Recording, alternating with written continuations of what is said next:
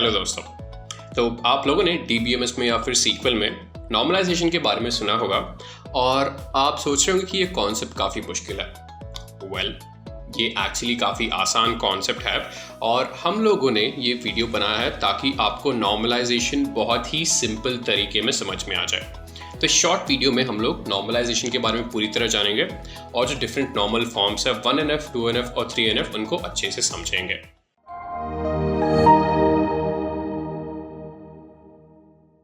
Video को start करने से पहले मैं आपको ग्रेट लर्निंग एकेडमी के बारे में बताना चाहूंगा, जो कि ग्रेट लर्निंग का एक फ्री इनिशिएटिव है।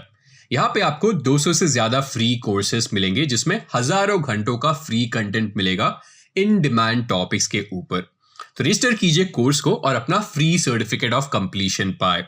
लिंक्स आपके नीचे डिस्क्रिप्शन में मिल जाएंगे। और दोस्तों, हमारे चैनल को जरूर सब्सक्राइब करिएगा और बेल आइकन को दबाइए ताकि जब भी हम नए वीडियोस डालें आपको नोटिफिकेशन मिल जाए। और अगर आप लोगों को ये वीडियो पसंद आए तो हमें थोड़ा सा प्यार दिखाइए और इस वीडियो को प्लीज लाइक और शेयर करें। इससे हम लोग बाकी सभी के साथ भी यही नॉलेज शेयर कर पाएंगे। और आखिरी चीज, अगर आपके पास कोई भी क्वेश्चन या सजेशन है तो उसको आप नीचे कमेंट्स में जरूर छोड़ें और हम लोग उन पे जरूर रिस्पॉन्ड करेंगे। नॉर्मलाइजेशन है क्या? वेल, हमारे पास जो है बहुत सारे टेबल्स होते हैं। हम DBMS में क्या करते हैं? DBMS मतलब डेटाबेस मैनेजमेंट सिस्टम, और डेटाबेस के अंदर हमारे पास बहुत सारे टेबल्स होते हैं। पर ये ज़रूरी नहीं है कि जो भी टेबल्स हमारे पास है वो स्ट्रक्चर्ड हो। तो हमारे पास जो है बहुत सारे बड़े बड़े टेबल्स होते हैं और इन बड़े बड़े टेबल्स को अगर हमें शॉर्ट छोटे से टेबल्स जहाँ पे जो है इंफॉर्मेशन प्रिसाइसली स्टोर्ड हो या फिर एक्यूरेटली स्टोर्ड हो, अगर इन बड़े टेबल्स को ऐसे इन्हें शॉर्ट टेबल्स में कन्वर्ट करना है तो हमें नॉर्मलाइजेशन की जरूरत पड़ेगी। तो हमारा पहला यूज तो हो गया है गुड डेटाबेस डिजाइन।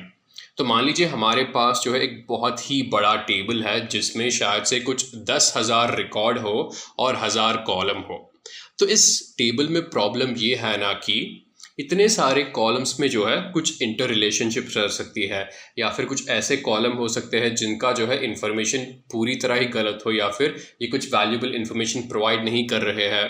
तो ऐसे केस में हम इस इतने जो बड़ा सा टेबल है उस बड़े से टेबल को जो है हम छोटे छोटे टेबल्स में ब्रेक डाउन कर सकते हैं ताकि एक एक छोटा सा टेबल जो है हमें पूरा इंफॉर्मेशन बता सके। अगर मैं आपको एग्जांपल दूं, मान लीजिए हमारे पास एक पूरे कॉलेज का जो है एक बड़ा सा टेबल है और अगर मुझे इस बड़े से टेबल में जो पूरा इन्फॉर्मेशन है, मान लीजिए हर एक डिपार्टमेंट का, मान लीजिए एक इंजीनियरिंग कॉलेज है और इस इंजीनियरिंग कॉलेज में मेरे पास कंप्यूटर साइंस का डिपार्टमेंट है, मैकेनिकल इंजीनियरिंग का डिपार्टमेंट है और शायद से केमिकल इंजीनियरिंग का डिपार्टमेंट है। और इन तीनों डिपार्टमेंट्स के सारे टीचर्स का भी इंफॉर्मेशन है और सारे स्टूडेंट्स का भी इंफॉर्मेशन है। तो अगर इतना बड़ा टेबल है तो बहुत सारा इंफॉर्मेशन होगा। तो अगर मुझे इस बड़े से टेबल को छोटे छोटे टेबल्स, जैसे मान लीजिए मुझे बस ये कंप्यूटर साइंस डिपार्टमेंट के स्टूडेंट्स के मार्क्स का एक छोटा सा टेबल चाहिए, तो उस तरह से ब्रेक डाउन कर देंगे। इसी तरह से अगर मुझे मैकेनिकल इंजीनियरिंग के जो टीचर्स के सैलरी है उसका अगर टेबल चाहिए तो उसके लिए जो है मैं एक अलग सा टेबल बना दूंगा। तो अगर मुझे एक अच्छा डेटाबेस डिज़ाइन बनाना है तो यहाँ पे नॉर्मलाइजेशन बहुत इंपॉर्टेंट है। और जनरली जब भी हमारे पास ऐसे बड़े बड़े टेबल होते हैं उस बड़े से टेबल में से जो है सीक्वल क्वेरीज यूज करके डेटा को एक्सट्रैक्ट करना बहुत एक्सपेंसिव प्रोसेस है। तो यहाँ पे एक्सपेंसिव का मतलब क्या है कि हम बहुत सारा पैसा खर्च कर रहे हैं? नहीं, यहाँ पे एक्सपेंसिव का मतलब हो जाएगा कि जो हम सीक्वल क्वेरीज रन करेंगे वो जो है बहुत ज़्यादा टाइम लगेगा डेटा को एक्सट्रैक्ट करने में और बहुत ज़्यादा स्पेस भी ऑक्यूपाई करेगा। इसलिए अगर हम इस बड़े से टेबल को छोटे छोटे टेबल्स में से अगर कन्वर्ट कर देंगे तो ये हमारे लिए बहुत ज़्यादा यूजफुल रहेगा। तो ये है नीड ऑफ नॉर्मलाइजेशन। तो अभी हम आगे बढ़ के जो है जो 1NF, 2NF, 3NF है उनको समझने से पहले मैं आपको एक फंक्शनल डिपेंडेंसी का कॉन्सेप्ट समझाना चाहता हूँ। तो ये जो है हमारे पास ये बहुत ही बड़ा टेबल है और इसको हम अनटाइडी टेबल बोलेंगे। मैं इसको अनटाइडी टेबल इसलिए बोल रहा हूँ क्योंकि अगर जो है आप हर एक इंडिविजुअल कॉलम को देखेंगे तो अगर आप इस कॉलम को देखें, ये क्या है? स्टूडेंट डिटेल्स है। तो स्टूडेंट डिटेल्स कॉलम में आपको स्टूडेंट का आईडी दिख रहा है, स्टूडेंट का नाम दिख रहा है और स्टूडेंट का डेट ऑफ बर्थ भी दिख रहा है। इसी तरह से कोर्स डिटेल्स में आपको जो है कोर्स आईडी दिख रहा है और यहाँ पे जो है कोर्स का नाम भी दिख रहा है। इसी तरह से जो है यहाँ पे रिजल्ट डिटेल्स में ये शायद से डेट ऑफ एग्जाम होगा और यहाँ पे स्टूडेंट ऑफ के मार्क्स भी दिख रहा है।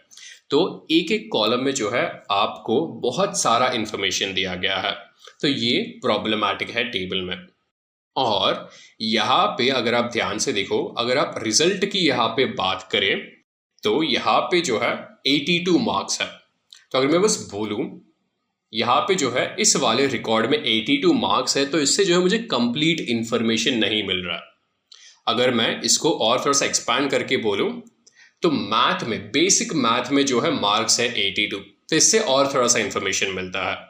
अगर इसको और भी एक्सपैंड करूँ तो जैक को बेसिक मैथ में 82 मार्क्स मिले, तो ये जो है कंप्लीट इंफॉर्मेशन प्रोवाइड कर रहा है। तो यहाँ पे क्या है, ये फंक्शनल डिपेंडेंसी है। तो यहाँ पे जो मार्क्स है, ये मार्क्स जो है यहाँ पे कोर्स के नाम पे डिपेंडेंट है और ये कोर्स जो है स्टूडेंट के डिटेल्स के ऊपर डिपेंडेंट है। तो इसी चीज को जो है हम फंक्शनल डिपेंडेंसी बोलते हैं। तो नॉर्मलाइजेशन के द्वारा जो है हम ये जो पूरे मल्टीपल वैल्यूज है, मल्टीपल वैल्यूज को रिड्यूस करने की कोशिश करते हैं और ये फंक्शनल डिपेंडेंसी या फिर जो अलग तरह की डिपेंडेंसी है उनको भी रिड्यूस करने की कोशिश करते हैं। फिर अभी जो है, क्योंकि हमने नीड ऑफ नॉर्मलाइजेशन समझ लिया है, अभी हम डिफरेंट नॉर्मल फॉर्म्स को समझेंगे। तो इस वीडियो में हम जो है 1NF, 2NF और 3NF पे फोकस करेंगे। बाकी नॉर्मल फॉर्म्स भी है हमारे पास, बट इस वीडियो में हम बस 1NF, 2NF और 3NF पे फोकस करने वाले हैं। तो सबसे पहले तो हमारा ये जो बड़ा सा टेबल है, अगर उसको 1NF में कन्वर्ट करना है तो पहला कंडीशन होना चाहिए all attributes in the relation are atomic values. तो एटॉमिक वैल्यूज का मतलब क्या है, उनको आप फर्दर ब्रेक डाउन नहीं कर सकते। तो हमने जो पिछला वाला टेबल देखा था, पिछले वाले टेबल में जो है अगर आप स्टूडेंट डिटेल्स देखें, स्टूडेंट डिटेल्स में आपको स्टूडेंट आईडी, स्टूडेंट का नाम और कुछ भी मिल रहा था, तो मतलब उसको आप फर्दर ब्रेक डाउन कर सकते थे। तो अभी वो जो स्टूडेंट डिटेल्स है उसको हम फर्दर ब्रेक डाउन कर सकते हैं 1NF में लाने के लिए। फिर उसके बाद जो है कोई रिपीटिंग एलिमेंट्स या फिर ग्रुप ऑफ एलिमेंट्स नहीं होने चाहिए। तो ग्रुप ऑफ एलिमेंट्स वही जो है आपके पास जो है मल्टीपल एलिमेंट्स एक कॉलम के अंदर नहीं रह सकते। तो अगर आप इन दोनों पॉइंट्स को अप्लाई करेंगे आपका टेबल जो है 1NF में आ जाएगा। तो ये हमारा जो है ओरिजिनल टेबल है। अगर हम इसी चीज़ को देखें, ये स्टूडेंट डिटेल्स वाले कोई, यहाँ पे हमें क्या मिल रहा है, यहाँ पे स्टूडेंट आईडी दिख रहा है, स्टूडेंट का नाम दिख रहा है और यहाँ पे क्या है, ये शायद से डेट ऑफ बर्थ होगा। उसी तरह से यहाँ पे कोर्स डिटेल्स है, तो यहाँ पे कोर्स का आईडी है, कोर्स का नाम भी है, यहाँ पे रिजल्ट डिटेल्स है, यहाँ पे ये शायद से डेट ऑफ एग्जाम होगा, यहाँ पे जो है मार्क्स है। अभी अगर मैं इसको ब्रेक डाउन करता हूँ 1NF में, तो ये हमारा टेबल है अभी 1NF। यहाँ पे देख रहे हो हर एक कॉलम जो है इंडिविजुअल है, इसको फर्दर ब्रेक डाउन नहीं कर सकते। तो हमारा जो ओरिजिनल स्टूडेंट डिटेल्स था, स्टूडेंट डिटेल्स को जो है हमने 3 सेपरेट कॉलम्स में ब्रेक डाउन कर दिया। एक कॉलम हो गया है स्टूडेंट आईडी, फिर आ गया है स्टूडेंट नेम, फिर आ गया है डेट ऑफ बर्थ। उसी तरह से जो है हमने ये कोर्स को 2 कॉलम में ब्रेक डाउन कर दिया है, कोर्स यहाँ पे आईडी फिर कोर्स नेम।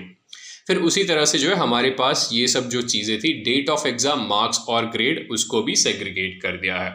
तो अभी जो है हमारा टेबल 1NF में हो गया है, क्योंकि हर एक एंट्री या फिर हर एक कॉलम जो है इनडिविजिबल है।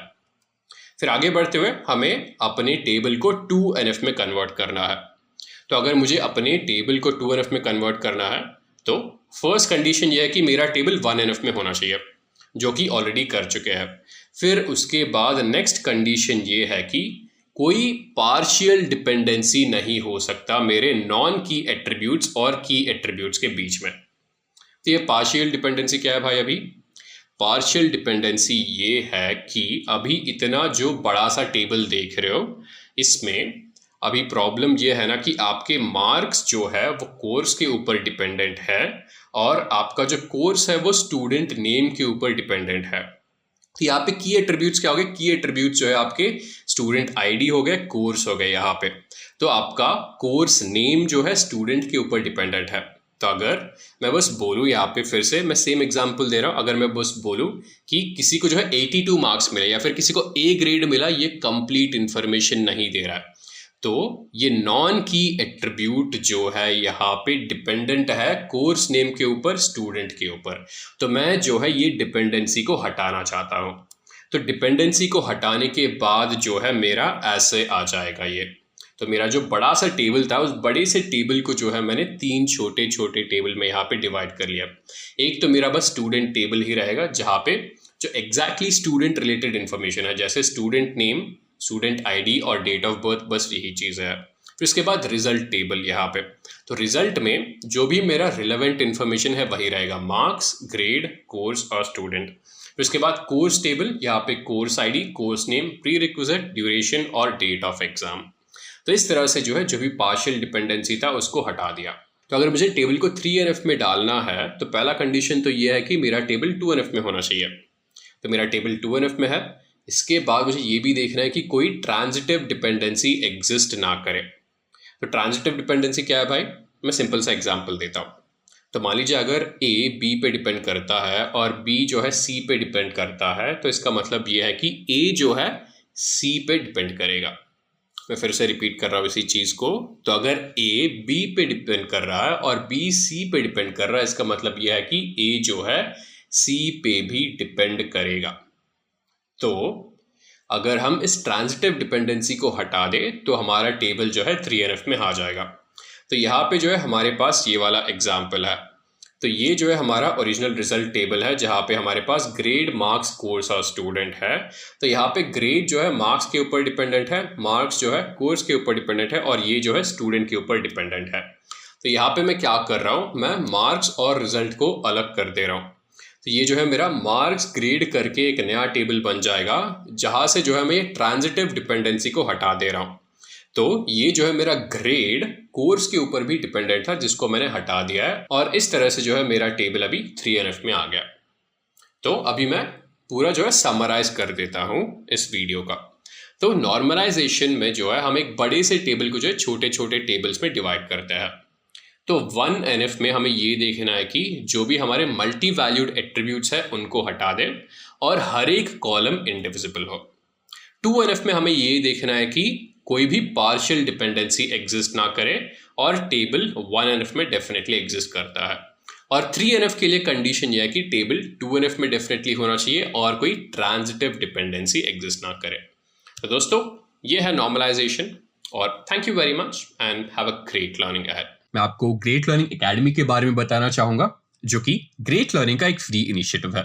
यहाँ पे आपको 200 से ज्यादा फ्री कोर्सेज मिलेंगे जिसमें हजारों घंटों का फ्री कंटेंट मिलेगा इन डिमांड टॉपिक्स के ऊपर।